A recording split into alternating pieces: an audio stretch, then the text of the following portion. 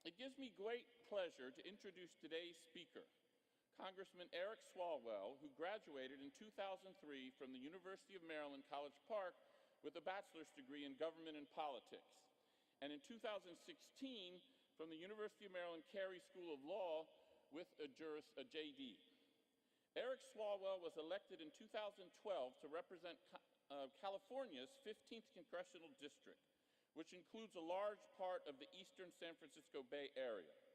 He was just re-elected in November to his 4th term. A former Deputy District Attorney and City Councilman, Representative Swalwell is co-chair of the Democratic Steering and Policy Committee, serves on the House Permanent Select Committee on Intelligence, where he is the incoming chairman of the CIA Subcommittee and serves on the Judiciary Committee. Congressman Swalwell founded and chairs the Futures Forum, a group of 28 young Democratic members of Congress focused on issues and opportunities for millennial Americans, including student loan debt and home ownership. In his first term, Congressman Swalwell co-founded the bipartisan United Solutions Caucus to bring new members together to advance common sense solutions and overcome the partisan divide. In his second term, Swalwell co-founded the bipartisan Sharing Economy Caucus to explore how this burgeoning new economic sector can benefit more Americans. We are proud to welcome him back. Please join me in welcoming Mr. Eric Swalwell. Thank you, Eric. Thank you to the students for not holding up the Diamondback during that introduction. That was our practice anytime we had a visiting speech. Maybe it's because the Diamondback is online now. But Dean Ball, faculty, students, parents, and friends, welcome and congratulations. The expressions of relief and surprise on the faces of many of the parents are familiar to me, even 15 years ago, of my own parents as I graduated in this arena. And the organizers of today's event, they asked me, they said, we want you to come and talk about your experience at the University of Maryland, what you went through. And so in the last 24 hours, I've tried to relive that and recapture that. So I was at Bentley's until 1:30 this morning. I woke up just after noon. I came here completely unprepared. I actually went to the engineering commencement and gave half my speech before they sent me over here. So some things always stay true. Congratulations to the graduates who are serving or who will be serving in the United States military. Thank you if you are one of our graduates who will be going on to do that. And congratulations to any graduate who is the first person in your family to go to college.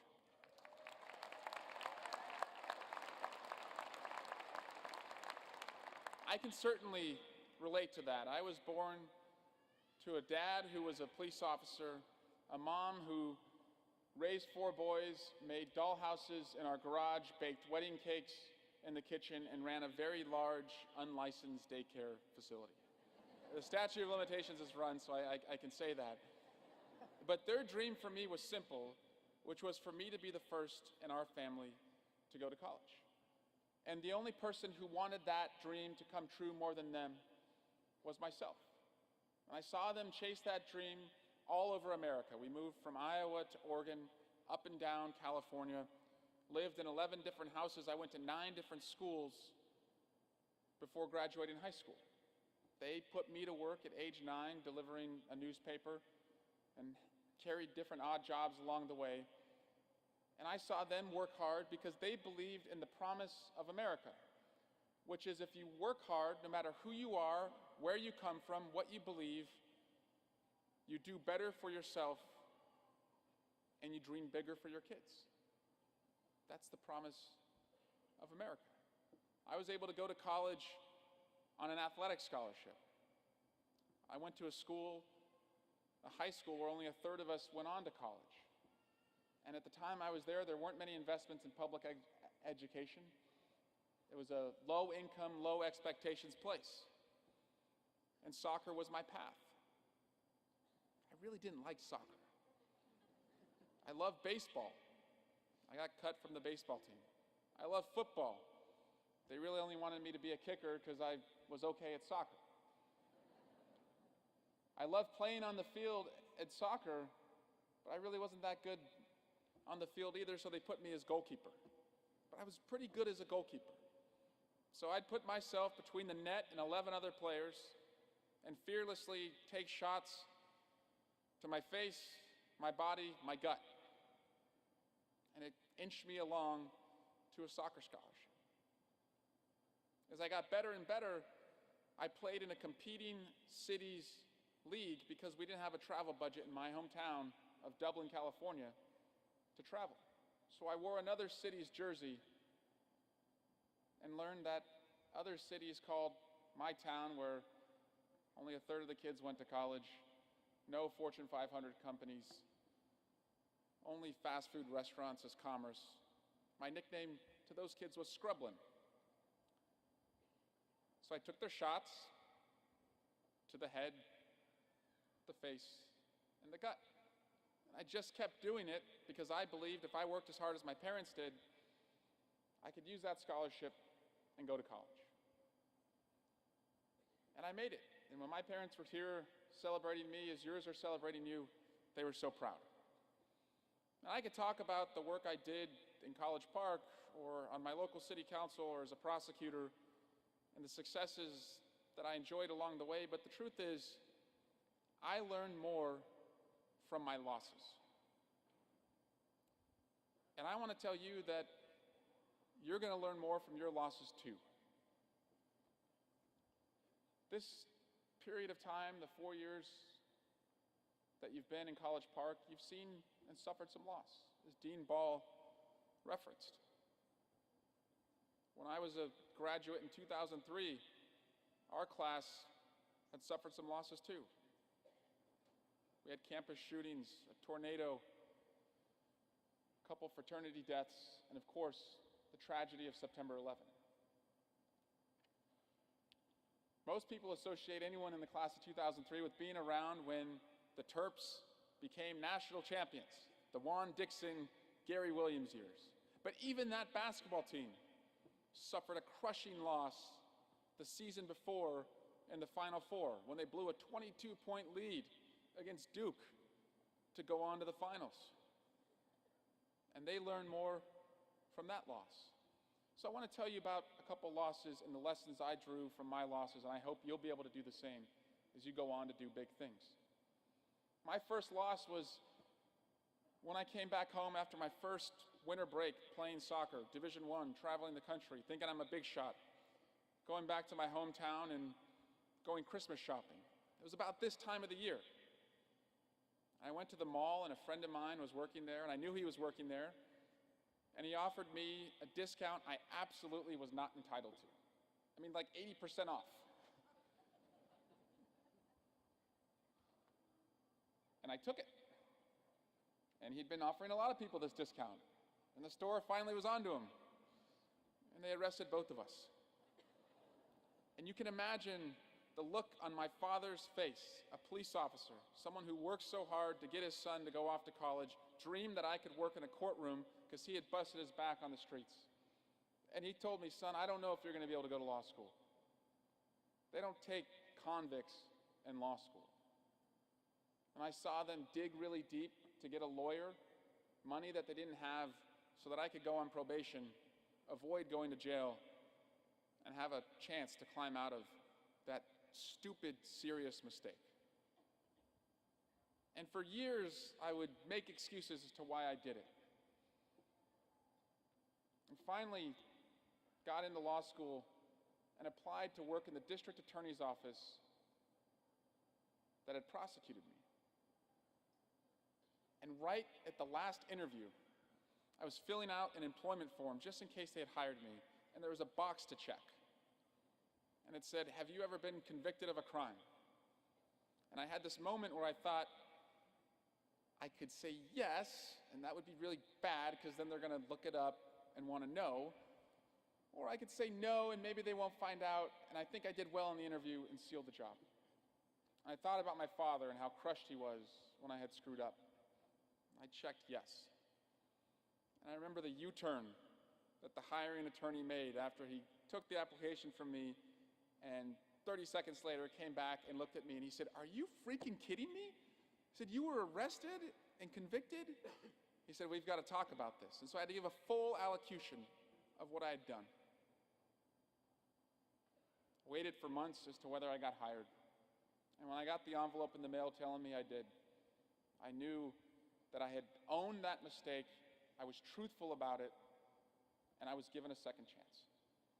And I sat in the same courtroom for years where I went on probation and where I was judged and worked to try and give every young person a second chance, and even saw that in our criminal justice system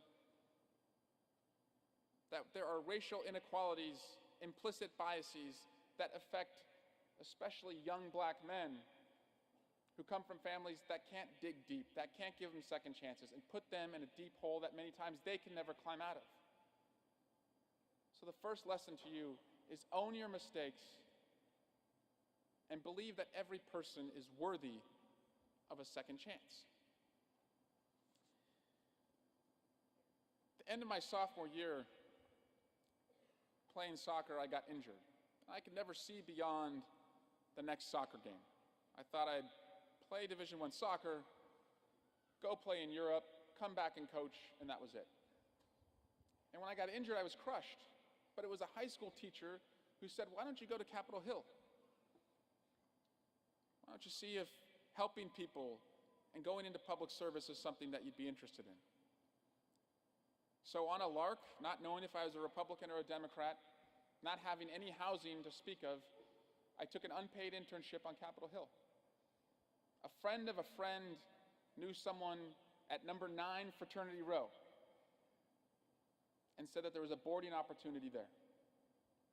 So I'd commute from the metro down to Capitol Hill, and to make an unpaid internship work, I worked at a gym where I gave members of Congress gym towels from 5 a.m. to 8:30 a.m. in the morning, did the unpaid internship all day, where I saw that government could do good and help people and connect with constituents.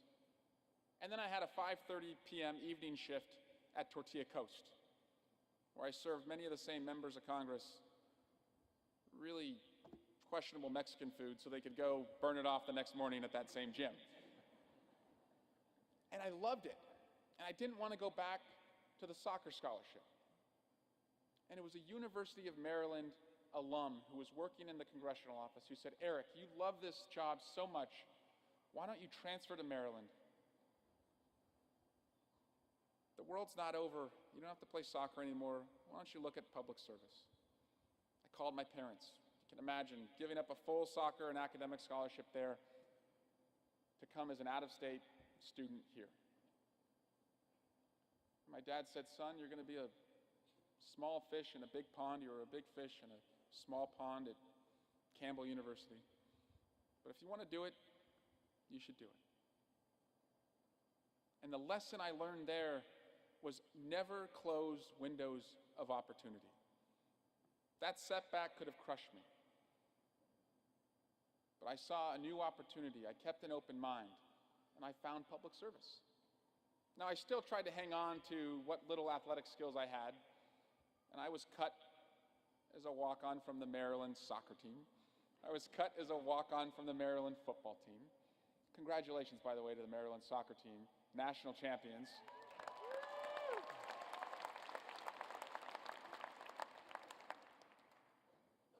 The third lesson I want to offer you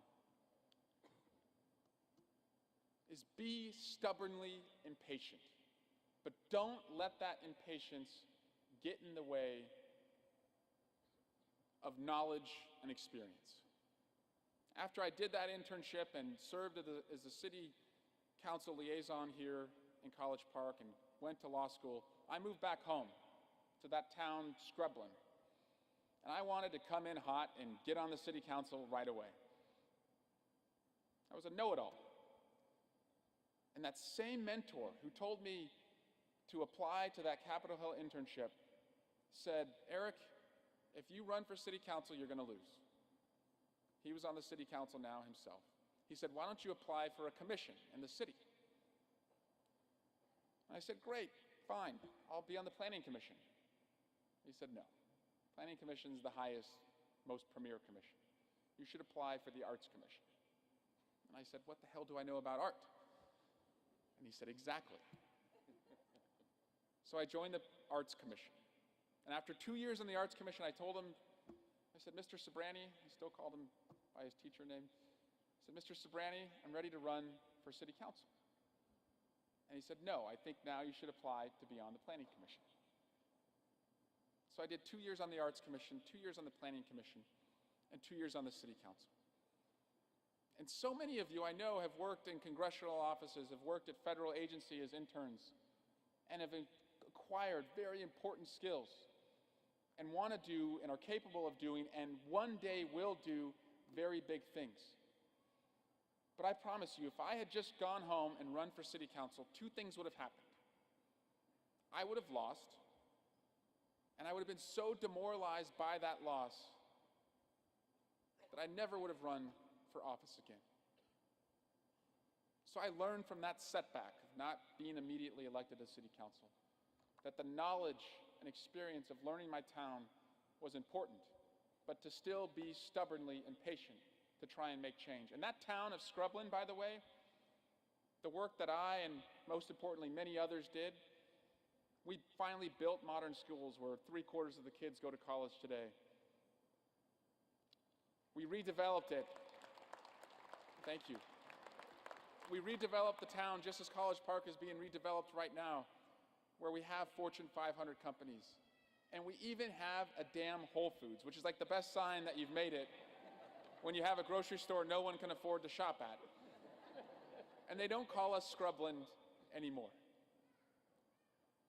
So remember those three lessons. Learn from your losses.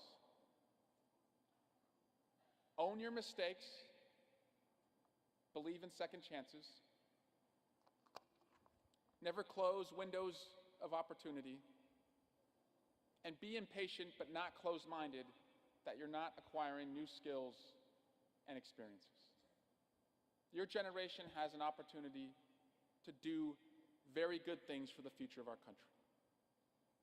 We're about to have a government shutdown right now, and it's so maddening because I see you and people just like you across our country who are inventive and optimistic, and your potential, if unleashed, could allow us to go big, be bold, and do good. Don't believe otherwise.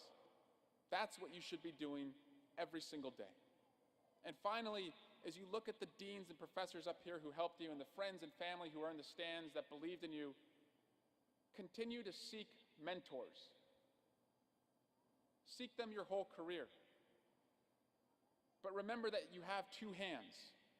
One hand to reach up and find as many mentors who can help you, but now you're in a position where you have to use the other hand to reach down and pull others in your family, in your community, in our country up along the way.